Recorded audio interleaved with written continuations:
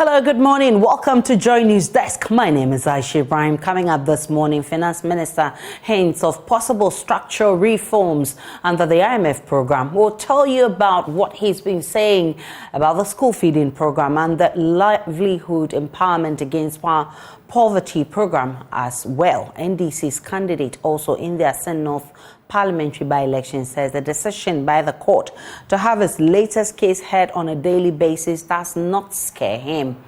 And in the maiden edition of our latest feature series, dubbed Flood of Trauma, we'll tell you about how some flood victims have constantly lived in fear anytime it gets cloudy and how that is impacting their lives. Plus, a second part of A Nation That Begs airs tonight on Joy News. We'll tell you what to expect in today's episode. We have details plus business all in this package coming up shortly. Stay with us.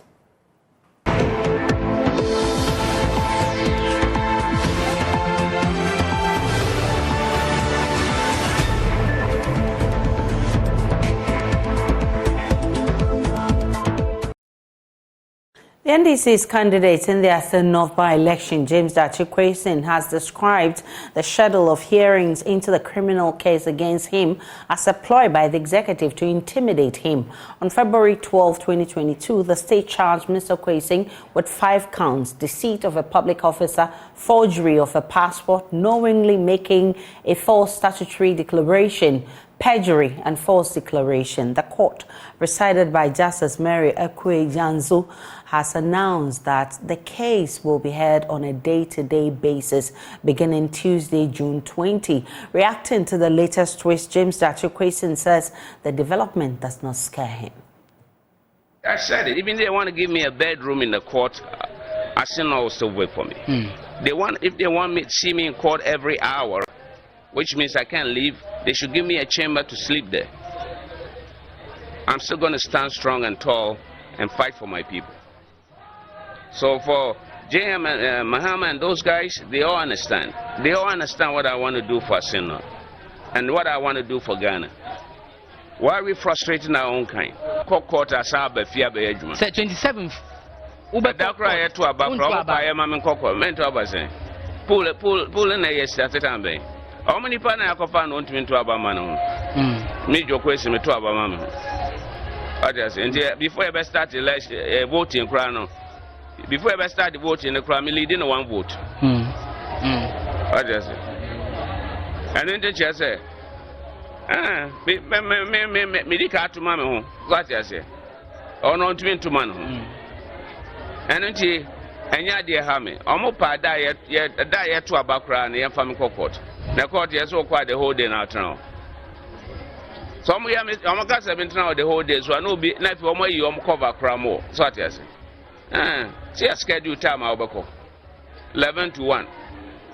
My fear and my panopa. Me buy my sabe, and that's time I buy. Me for 5 communities. You know what I mean? Because they mean a lot to me. Let that not me buy me for 5 communities. Yes. Your question. Vision I'm in Canada, me buy 3 years ago, no, and one of them true. And nothing can change it. The only time I bet me as someone I've seen not people say they are taking their mandate away from me. Omaka say, Papa, I fed the abreo, yendi wachibiwa. My job is done. But so long as they stand behind me, I'll never relent. And then the Omopebi and Canada, me call community be bear na 11. We drew I'm surprised I'm a bit draw. Almost buy almost say, Oko Court Yachua to Mumba. Namsi, then I'm in Jirahe. This morning, former Greek Minister Dr. Efria Koto and former Energy Minister Gyakye Quayson are expected to file their nominations at the NPP headquarters. We're also hearing that former Trades Minister Dr. Kunedu has been turned away because his documents are not up to. My colleague Samuel Mbura is monitoring events at the NPP headquarters for us. He joins us shortly. Mbura, what can you report from the NPP headquarters?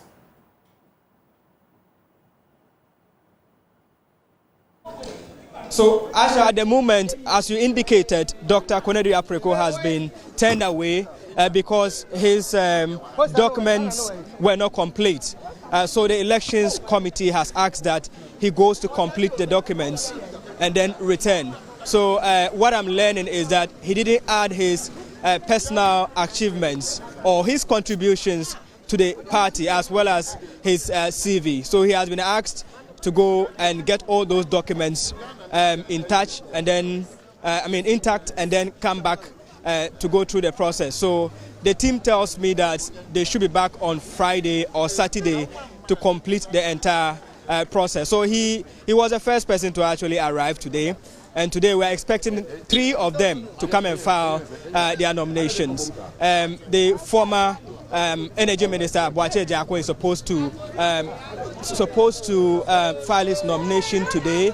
We also have the Mr. Gyakye Quayson and then that of the Adainimo, former MP for Mamponte, also coming to file his nomination. So at the moment, the supporters are here to rally their support behind him. As you can see behind me, we have supporters holding their placards talking about the achievements of Dr. Gyakye Quayson. So his team is actually here to go through the entire process there. So I'll try and then get to him through as he has arrived here with his team to tell us how they intend to go by the entire process. So he'll be the second person to file nomination for today after Dr. Konadu Apreko.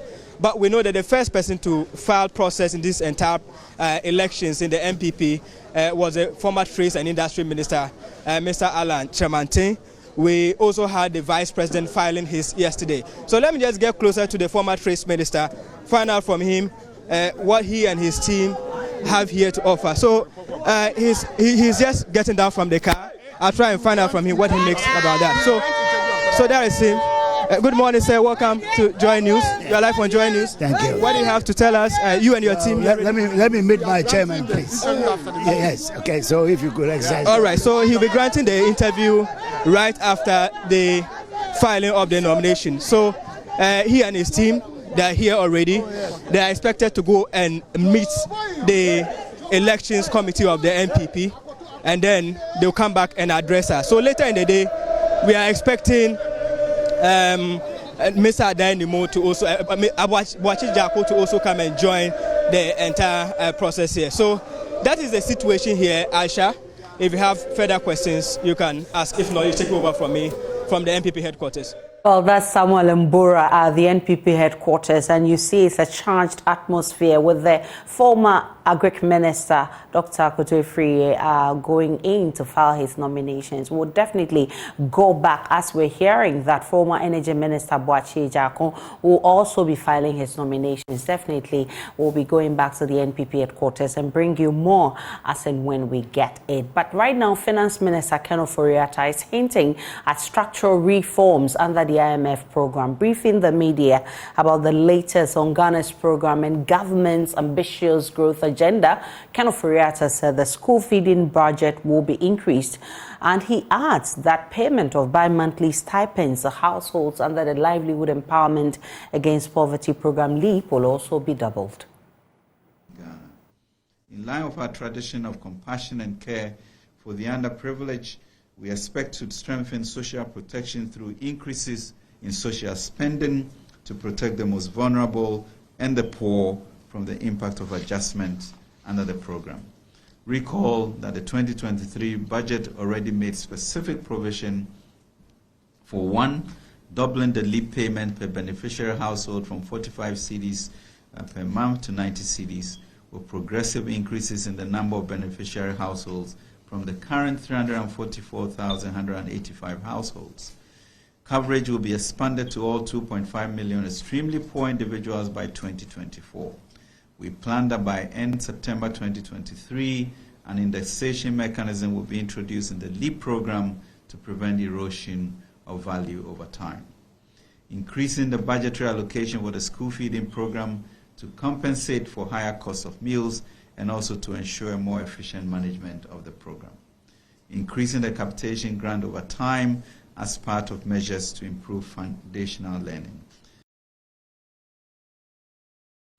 Part 1 was the genesis. Part 2 is captioned Hero to Zero.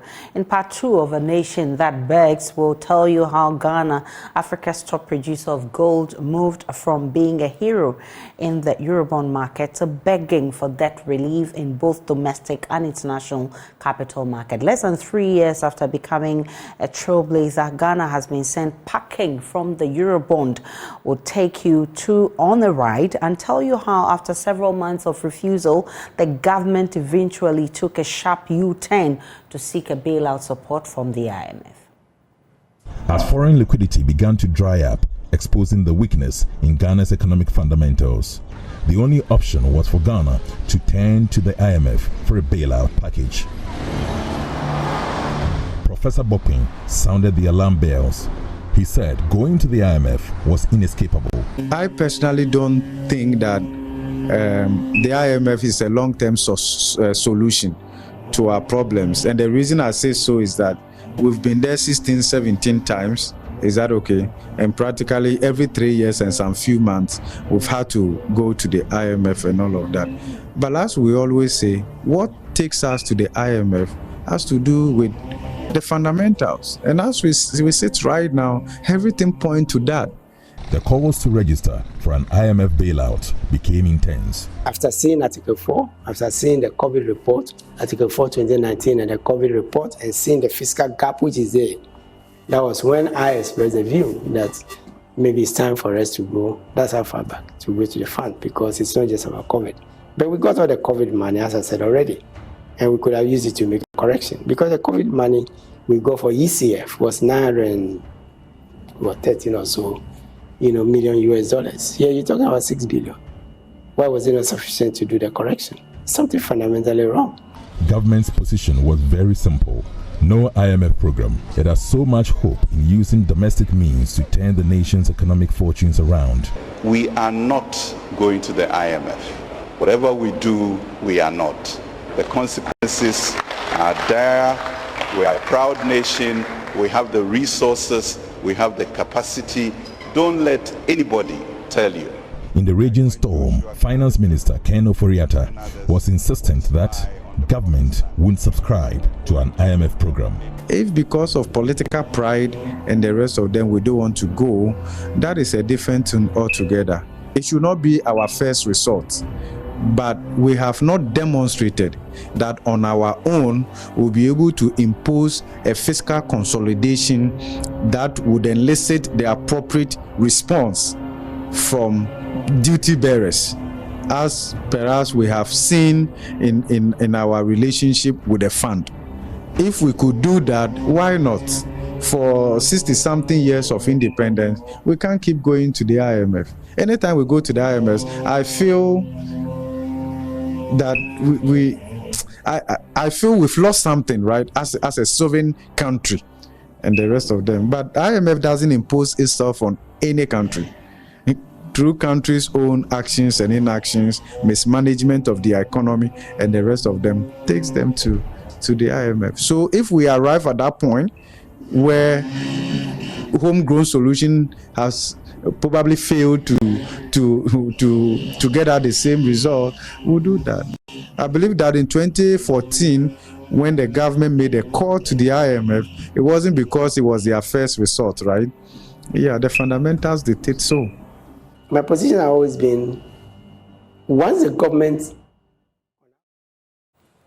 So you heard Dr. Akoto Ifriye a while ago at the NPP headquarters saying that he wanted to address his chairman. So we will take you live to the NPP headquarters because right now he's about to address his chairman. Chairman of the party in Greater Accra, Mr. Alfred Boy. The co-chairman for the team is on his way. It took me nearly 45 minutes to get from Rich here because of the downpour. I think there's a lot of things happening, yes. I mentioned it to him. Yes, he's on his way, Mr.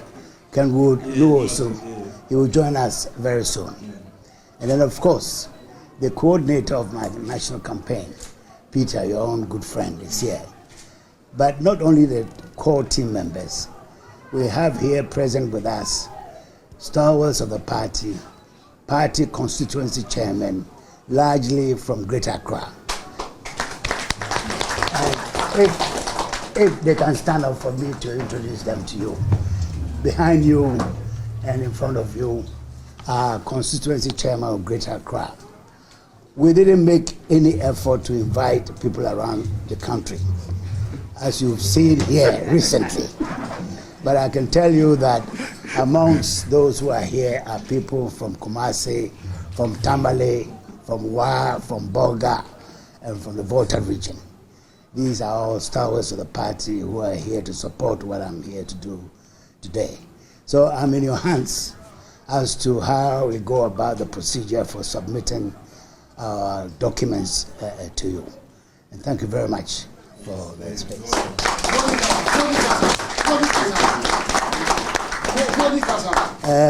Mr. Emo, one more modichi a year Juma or radio sono. The Bassem Mecano, Chi, Emma, or more Sebi or Montibo Funonso, at the Intia, Maba Party headquarters. The Baha and Opea, Muti say, Bear now Jimmy Sunny. A man for Bika, it's Pam home, AG Sika, Eba party officer, ever told forms of Bremy. Some feeling Namina as flybearer of the party. The buyer non sono. Let's say Oda or Mode Chairman, Oda is some boy meet me, I said, many. Intermediate to I'm here forms in mono. Now, near my be no say, or saying, ya, or more, a war party, more moody, a kind. It was 16 regions. I war May Muna. May I not find I MPP for a continue for. It no say a beco. They no maku didn't come on here, almost signatures. And no inquired a Jumakasi, so I was a call 16 regions. A bill and as a call capital, obey call and Crassia, a correct penny for a party, homogesi, or no more a Gia Homo fear, homodity and Crassia Niati. So Jumani ya a man no a sipo. Sipo non sono, Nanya non qua, Nakabutumu asem. If you say party no, you say Yahuari Kakra, and Tia, I know say party me, I say, first Kakra run. You find your party. It didn't also, I was there 2-1 among. And now, think Krata be brave. They say, you be in the chairman, and also a home signatures name, Tam Prince, and also buy no. No, say yes, I'm many. Na friend aside Jumano, ano aboa, Yankupon, I don't let a Puma Quemo. Say, Yemra, na Yem from party penny for Yenim. Now, Mujitumwa, Yadama or Mama, the trust of the answer, and Tia Baya, Nasa Juma Dientina, Yaba party, when Madame was a papa. And a buyer non so don't. The buyer non so don't, Yamin Kwana me buyer.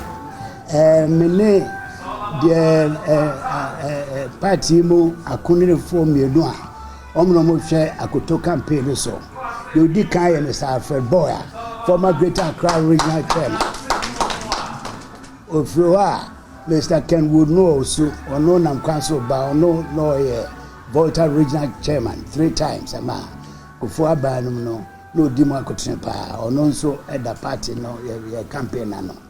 Now the Osha party no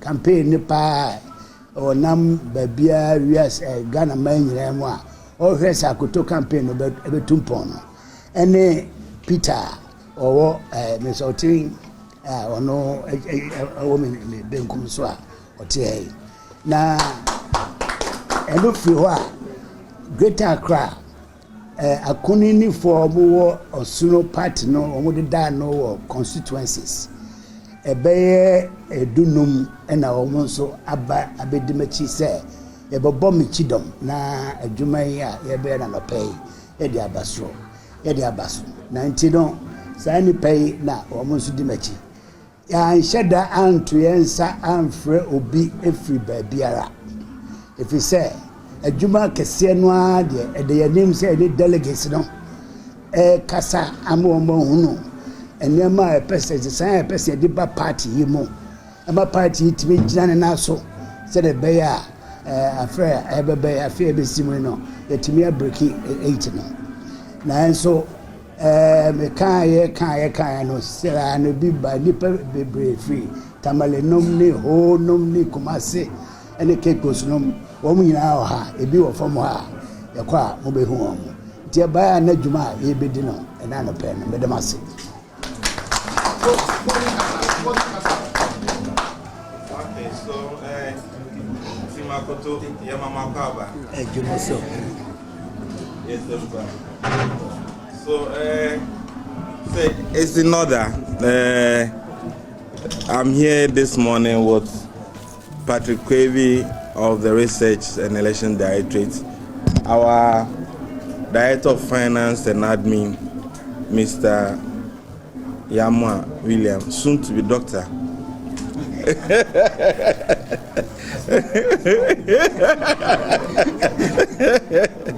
my good self.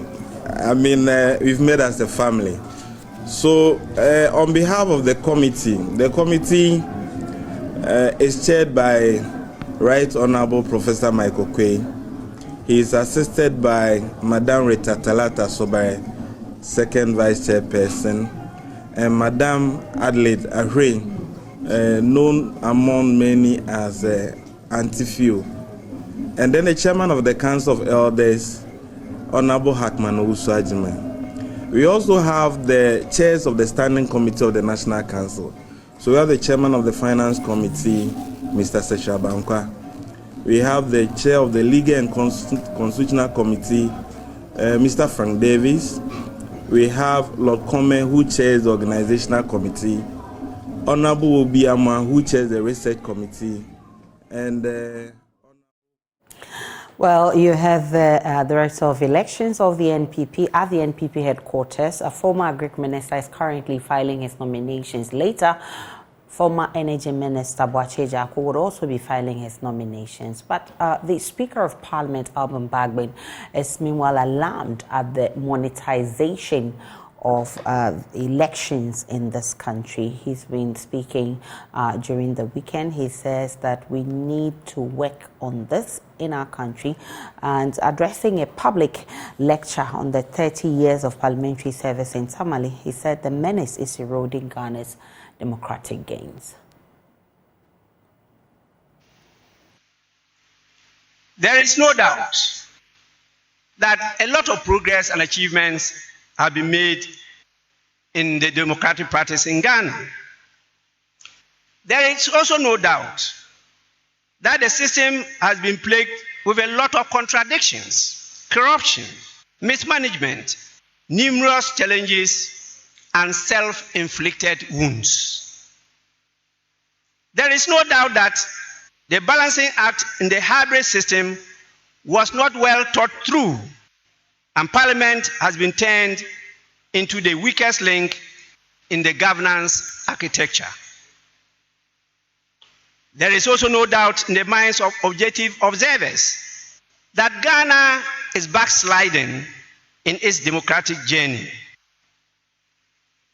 The recent call on Ghana and Ghanaians to accept the reality and collectively stand up to the challenge of the creeping lawlessness and national disintegration is a call that must be responded to decisively.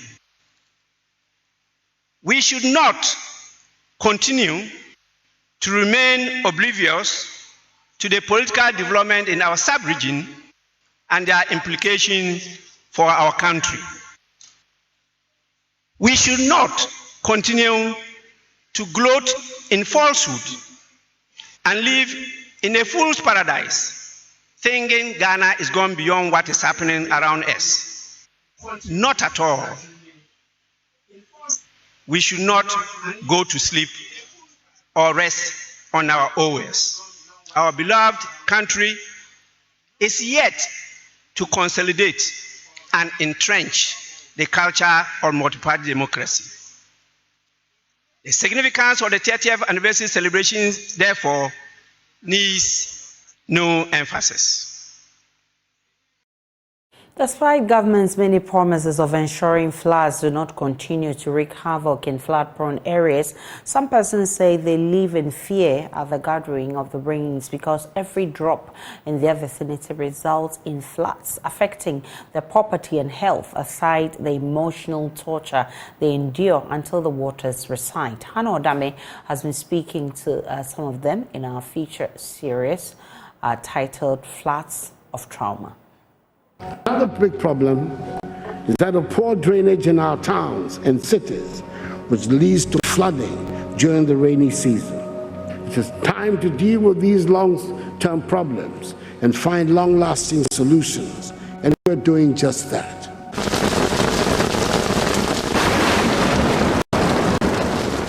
This sound of rain and its accompanying breeze sends many to sleep, snuggling safely and comfortably in a firm textured bed.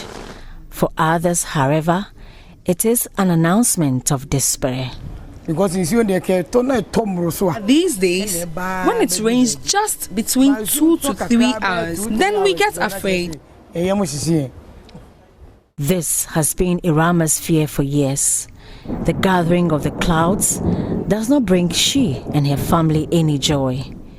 They rather experience fright, confusion, and palpitation. It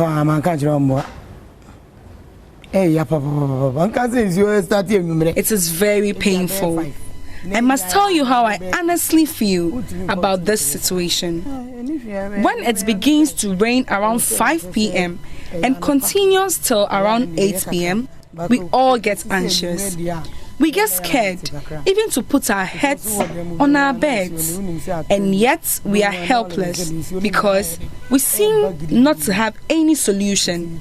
All we can do is to watch the rains drain into our rooms.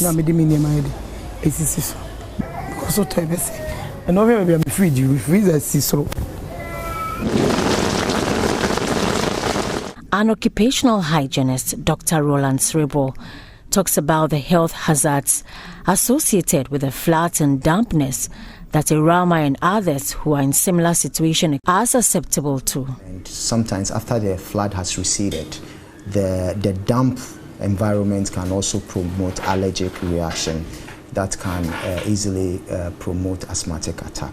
So in effect, these are some of the things that flooding can cause. And let's not forget, malaria is also knocking on our doors after flooding, because after flooding we realize that there may be stagnant waters within our community, and this can promote the breeding of mosquitoes, and we know the mosquitoes are the vectors of malaria, so by so doing malaria infection can increase during this time of flooding. But Irama, who was born in this house, cannot move out.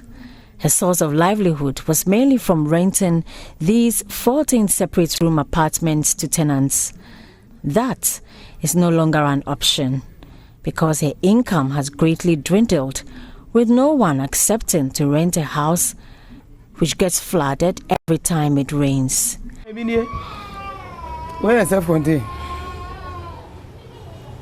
Look behind me.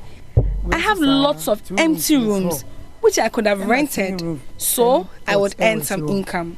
But I cannot do so because the rainwaters come in and destroy all the property of tenants. I have 2 rooms with a hall. I have self-contained. I have about 6 single rooms with each having its porch. They are all empty. Imagine how much I would have been earning from these empty rooms if I was renting them out. Yet, all these rooms are locked because of the rain. Recently, someone came to rent this particular one, but the rains destroyed all his things, so he left. It is really depressing, but there is nothing much we can do about it.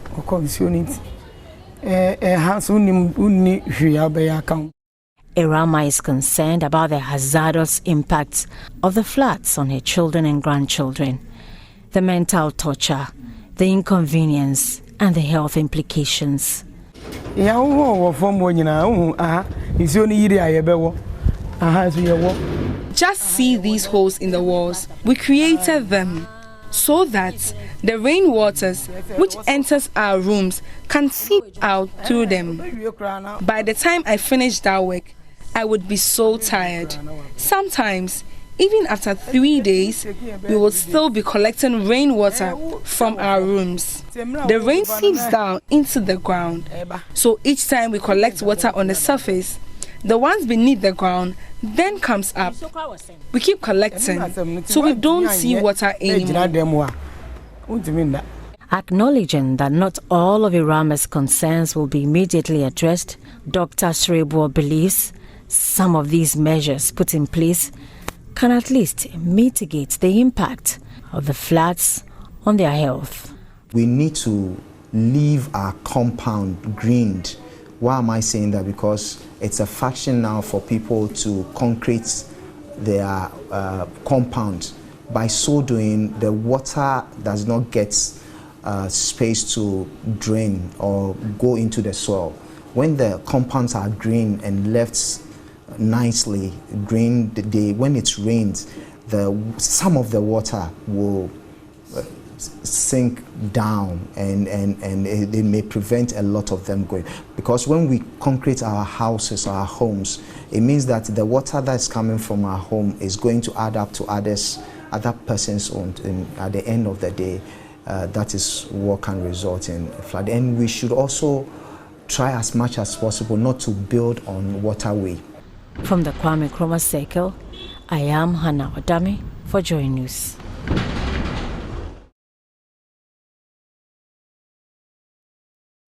They were set to picket the buffer stock company last week, Tuesday, to demand 2 years of arrears owed them. They had to suspend their intended action and engage the government on their concerns with the hope of addressing those issues. I'm talking about the National Food Suppliers Association. And in the studio with me right now is the spokesperson for the association, his Kweku Amedume. Right? Did I mention the name right? Yes, right. Good to see you this morning. Good to see you too. So tell me, first of all, what kind of food stuff do you supply to the buffer stock? Yes, I would like to say good morning to you and your cherished viewers. We deal in maize, rice, oil, palm oil, vegetable oil, milk, all food supplies all food stuffs that the students at SHS eat or consume. We undertake supply of those foods to the various schools. Okay. We do that on behalf of the government. Okay. How long have you been doing this, and what has changed this time around in terms of payment? We've been doing that since the inception of the free SHS program of the government. And from the beginning, it's been smooth. Payment has been prompt until recently, when things have not taken shape, until recently when payments have not been coming as it were. Buffer stock has been indebted to our suppliers for the last 2 years. Okay. We've made several supplies to buffer stock, but they have failed to honor their commitment by way of payment to our members. And so we've done all we could do to make our grievances attended to, but government has not heeded to our call yet. So we decided to pick it on the 24th of May. Fortunately, they invited us to have a meeting with us where they agreed. We agreed that we would give them some time again. We gave them 2 weeks again because we've been told that promises have been made. Some initiations have been made to ensure that payments are effected. We've been told that Controller and Accountant General have been informed or have been instructed to effect payment to our members. So we want to give the government the benefit of the doubt. We understand that taking money or withdrawing money from government coffers takes some processes. We know instructions or some instructions have to be given and vouchers have to be raised before checks are written. And so we want to give the government that benefit of the doubt. We want to allow the processes to go and see if by Friday, this coming Friday, our monies will be paid to us. That failure to pay as a government promise would definitely be going back picketing. So this meeting was held when, last week? Yes, on the day before the picketing, we were invited to have a discussion by the authority, where we were shown some evidence to the effect that the monies will be paid in due course. We did not want to believe in those promises because several of those promises have been given, yet we've never seen the fulfillment of those promises. But with this one, we're hoping that government will come forth with its own promises. If by Friday we don't get to hear anything from government, we will go back picketing. And it's been how many days since that meeting? It's been 6 days now. 6 days. 6 days now. And so up till Friday will be about... It'll be about 14 days. 14 days, which is the 2 weeks ultimatum. So as it stands now, what's the outstanding arrears? The outstanding arrears is running up to 250 million Ghana cedis, 270 million Ghana cedis. Okay. And we just want, we wouldn't want to be discussing the details of those things in public domain, but it's been really frustrating. Our members are really frustrated. It will interest you to know that some of our members are dead as a result of the frustrations they go through. Most of them go in for bank loans. Some rely on some credibility to secure funding to finance their businesses. Yeah. And that credibility is dwindling. Banks are on us. Our properties or assets that we use to secure those loans for our businesses are in the verge of being taken over by the bank. And that is what we are appealing to government, for government to do something about this. Failure of which we would have our members lose a lot from their businesses. How long have you stopped supplying government? I mean, how long has it been that... We have not stopped supplying. You are still supplying, even though as we speak now. Arrears? Yes, as we speak now, there are current arrears. There are still payments that are yet to be made, apart from the 270 million I'm talking about. There are other ones that have not been paid. But we are more particular about this 270 million because it has been long overdue. This money has been in arrears since 2001-2002 academic year. And if you calculate the inflation, the interest rate up to date, you realize that even if those monies are given to us, the value of those monies have reduced drastically. And that's why we are appealing to government that we want to encourage, we want to continue with the supply. We want to support the government policy of free SHS. But we cannot do so if our monies are locked up with the government that we've done everything possible to get our money back. We're not getting it. So we're hoping that this time around, government would honor its own promises as it made us to believe that by Friday we'll be getting our money. If not, then we're going back picketing. You go back picketing, yes. But is there a possibility that you would also stop supplying if government doesn't fulfill its promise? We might get there. We might get there because you will agree with me that even that 270 million at the time, it is not of the same value today. So if it continues, if government keeps holding up to that money, most definitely it will be frustrating our supply. Most of these foodstuffs, we go to get them on credit from the farmers ourselves. And so no farmer would want to continue giving you foodstuffs when you have not given back what you have come to take already. Yeah. And so we're only pleading with government, with all humility, that most of these suppliers are women. And they come from all the regions. Some come from Brong-Ahafo, some come from Upper West, Upper East, just to demand for their money. And we've been doing that for the past 2 years. Yeah. Imagine somebody flying all the way from Kumasi or Brong-Ahafo to come to collect his money from Buffer Stock, only to be told that the CEO is not around. And the person has to go back. And to spend 2 days, you need to pay for hotel, you need to pay for food, and all those things we've been doing for the past 2 years. Yeah. And that's why we feel more agitated now. We feel more anxious because we are losing our jobs. We are getting out of money, out of the credit market. Before now, when Buffer Stock gives you contract, you could use Buffer Stock letterhead to go and source for funding. Yeah. But today, because of the delay in payment, when Buffer Stock gives you contract letter, You cannot use that contract letter to go and secure any funding because people don't believe in the creditworthiness of our stock again. Not to talk about we, those of us who don't even use credit and letterhead, but we go with our face to collect money to do business. We're only pleading with government that government should do as it promises. So that by Friday, we wouldn't be coming to the studios here to discuss monies owed to us, our members. Right. So, Kweko Medome, thank you so much. I wish you all the best, and we're hoping that government will fulfill its promise by Friday. You say if government doesn't do that, you go back. We'll go back picketing. Yes. Well, this is something we'll be looking forward to, because if this does not happen, the possibility of senior high school students lacking food supply would also be an issue to discuss. Let's take a break on Joy News Desk. When we return, there's more.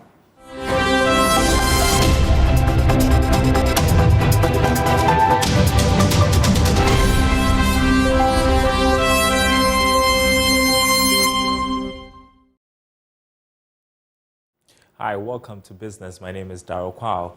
Authorities and pupils of Dorsey Primary School in the Wild West District of the Upper West region are heaving a sigh of relief following the handing over of a 6-unit classroom with ancillary facilities to the school. The project is part of the bank's Orange Impact Initiative, which seeks to address challenges in access to education. Managing Director of Fidelity Bank, Julian Opuni, noted that apart from the building donated to the community, the bank has also impacted the lives of the people, as 90% of the labor force for the project came from the Dorsey community. Joy News' Upper West Regional Correspondent Rafiq Salam was at the commissioning and now reports. Managing Director of Fidelity Bank, Julian Opuni, in a brief remark before he handed over the new Dorsey Primary School to the community, threw further light on the project and the impact it has made in the Dorsey community. I'm very, very glad and delighted to say that the construction was not done by external contractors. It was a collaborative effort between our contractor, and 90% of the labor employed for this school came from Dorsey itself. So by including the people, we're happy that we've created some impact and created employment opportunities here within this community. In addition to the infrastructure, we thought it was important to go the extra mile to ensure sustainability and energy efficiency of the school. So I'm delighted to announce that now that the school has been equipped with a solar energy system. And these solar panels will harness the power of the sun to provide clean and renewable source of energy, ensuring that the classrooms are lit 24/7, and also where they need other assistance with regards to the sockets and other electricity supply, that will be provided for by the solar energy that has been provided for the school. He assured the people of the bank's continued support to the community. That this is not the last time you will see Fidelity Bank in Dorsey. We have recently launched our employee volunteering program, and very soon you see some of our staff from Fidelity Bank and maybe outside of WA as well coming to the school to support teaching and extracurricular activities. Senior Divisional Chief of Dorsey in the Durmo traditional area, Naba Wasedu, commended the bank for the project. Education is the bedrock of development, and for a bank such as Fidelity Bank, Ghana, to have chosen a hard-to-reach community as Dorsey in the Wild West speaks volumes of a genuine desire by the bank to bring development through education to the community as a social corporate responsibility deserves commendation and gratitude. One name, however, stood out for praise and commendation by every speaker at the function.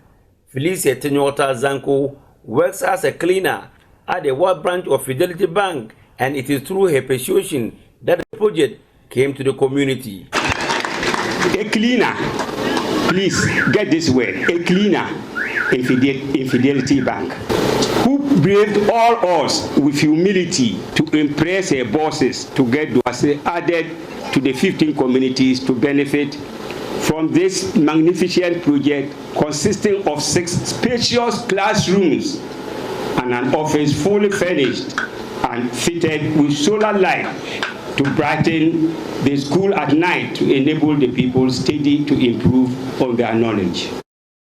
Authorities at the Dorsey Primary School expressed their joy over the new facility, stating that it will improve learning at the school. It was really a challenge to us, and even if we ourselves, sometimes you come to school, how you prepare yourself to come and teach or handle the children, you come and the environment alone will make you demoralized.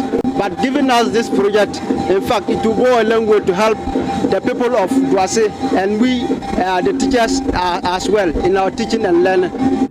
With the new Dorsey Primary School project over, pressure will now serve to the Wawes District Assembly to provide the community with a junior high school block as the current structure is in dilapidated condition. Reporting for Joy News, Rafik Salam.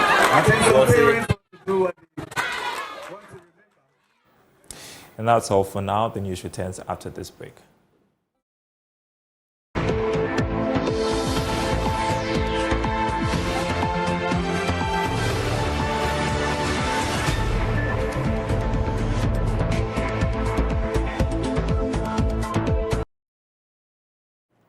Government says it will continue to scale up its vaccination for more of its eligible citizens despite the end of COVID-19 pandemic. The World Health Organization on the 5th of May this year declared that the virus, which forced countries worldwide into a lockdown, will no longer be considered as a global health emergency. However, the government of Ghana says lessons learned during the pandemic underscore the need for global partnership which aid countries such as Ghana to build resilience. Foreign Affairs Minister Shirley Ayoko-Botry reading a speech on behalf of President Akufo-Addo at a ceremony to honor international partners. She said government will continue to cooperate with more actors to rally around the goal of making the world a safer place.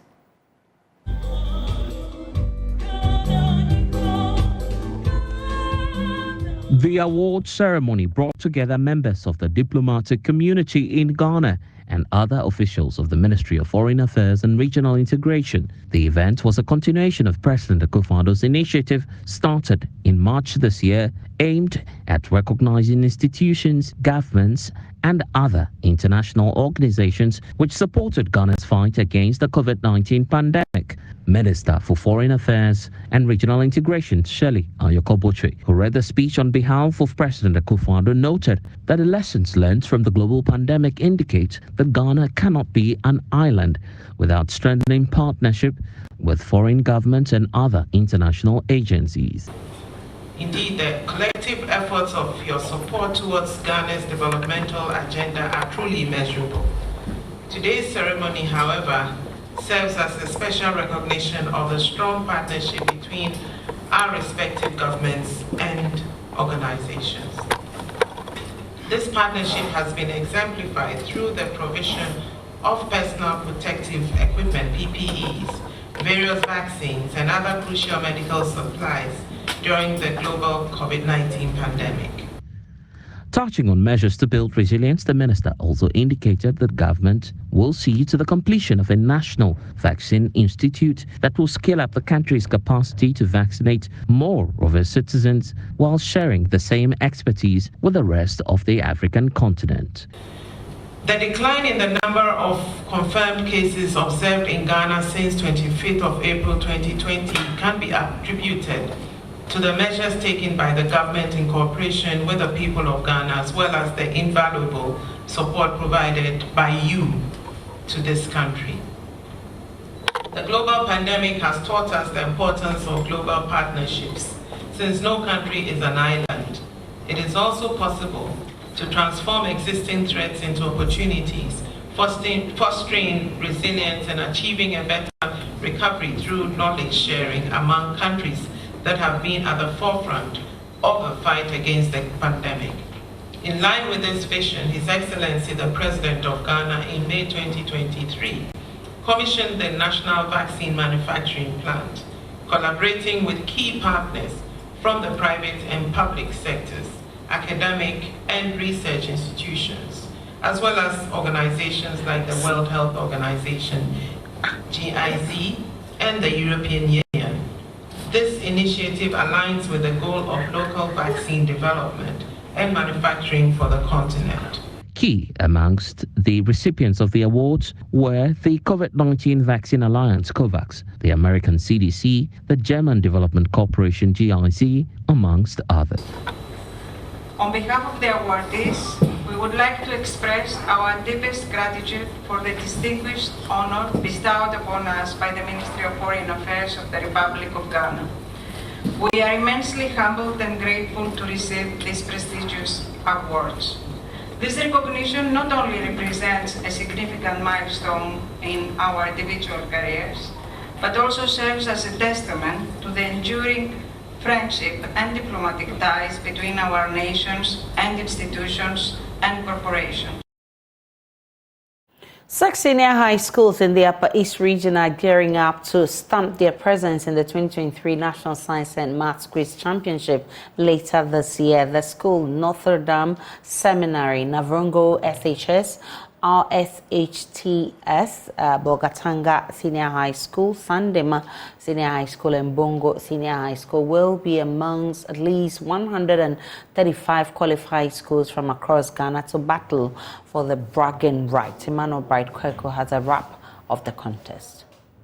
At the end of the contest, here are the scores. Sirigu Integrated SHS has -4. Garu SHS has no point, and Bongo SHS has 23 points. And that was the final announcement, sealing the last available slot for the Upper East region. Bongo SHS, in what appeared to be a mild contest for them, booked a slot to the national tournament with 23 points against their contenders who struggled to garner a point. Bonsek! Knowledge is power! Bonsek! Knowledge is power! Definitely, knowledge is power. How does this make you feel qualifying to the nationals? Qualifying to the nationals, I'm so delirious. Yeah, I must say. It's not easy, but we have been able to make it. You are saying you are coming like fire. The other schools, what should they come with? They can come with water. Why? Because at least I know that if they are coming with fire, we'll pour, let me say, petrol or something there to bombard and bring a lot of fire. So they should just expect the best from us. 22 schools in the Upper East region slagged it out to secure one of the coveted 6 available slots for the region in the national championship. Notre Dame Seminary, in a masterful display, extended Bogatanga Girls' losing streak after beating them by a 30-point margin. The sons of Mother Mary are taking every contest gradually to hopefully land the national trophy. We don't deal with past glories, so let's just wait for the future. We don't toss dice to know whether we'll win or not. Whether we win or not depends on us. Let the experiment come. We'll experiment and get the results. I want to know the experiments you are actually talking about. See, let the activity come. We don't try to get our minds imagine whether we'll win or not. We are going to win. So let it come and we'll show the results. Big boss! Bogatanga SHS triumphed over their compatriots in an impressive run, winning their contest with 53 points. Extending their lead at each round of the contest, Big Boss, as they are locally referred, are certain of a better performance at the national championship after exiting the 2022 championship with an indelible 3 points. Our NSMQ contestants, they are doing great, they are smart. It is right to say they work like robots. They have the speed, and more importantly, they are accurate. When you are at a top school, it means that the students are good. And that's how we wrap up the bulletin this morning on Joy News Desk. My name is Aisha Prime. Log on to myjoyonline.com. There's more of the news and updates of all the developing stories. See you again at 12.